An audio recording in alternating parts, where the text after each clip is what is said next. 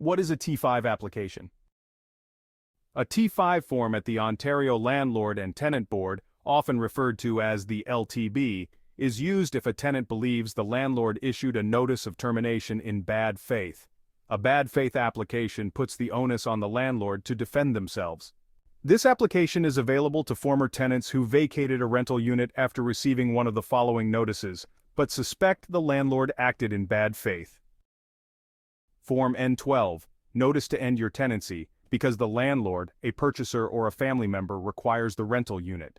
Or Form N13, Notice to End Your Tenancy, because the landlord wants to demolish, repair, or convert the rental unit for another use. A tenant must submit their application within 1 year of vacating the rental unit, if selecting reasons 1 through 3 on the form. Additionally, the tenant can apply within 2 years, if they received a Form N13 notice for repairs or renovations, and the tenant notified the landlord in writing that they wished to return after the work was completed. The landlord did not offer the tenant the right to return once the work was done. For this scenario, the application must be filed within 2 years of vacating the rental unit.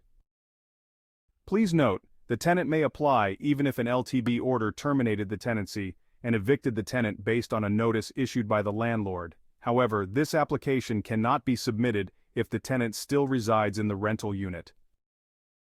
Remedy options. What could happen if the landlord loses? Rent abatement. The landlord may be ordered to reimburse a tenant for a portion of the rent they previously paid. The tenant must specify the dollar amount on the form and provide details on how it was calculated. Administrative fine.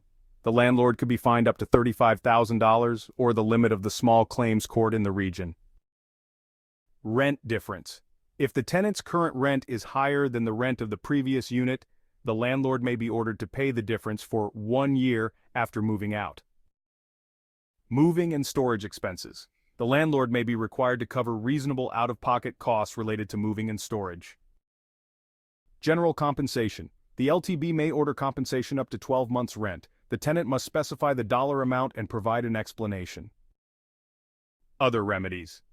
The tenant may request additional remedies not covered in the first 5 points. The tenant can detail the remedy they are requesting, and the sky is the limit for the types of remedies for which they can ask. The tenant will complete the appropriate sections of the application form and attach any additional documentation required to support their claim. In both an N12 and N13 situation, the onus is on the landlord to prove good faith. In other words, the tenant doesn't have to make their case, they simply have to claim bad faith and leave it to the landlord to defend themselves. The landlord needs a solid paper trail to prove they followed the rules or have very strong evidence as to why the rules were not followed, and hope the adjudicator finds it compelling.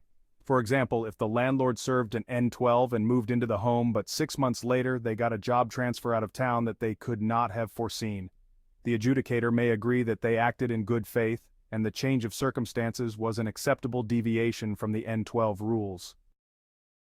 For an N13, if the landlord offered the tenant the opportunity to move back into the unit but never heard back from the tenant, then they need a paper trail to show they made multiple attempts over multiple mediums. If they can prove they made multiple attempts, then the adjudicator may agree that they acted in good faith and the deviation from the N13 was appropriate given all the evidence. Since the onus is on the landlord and the LTB is heavily sided toward the tenant, the landlord must have strong and compelling evidence to support their defense. Like and subscribe to support this channel and keep the information coming.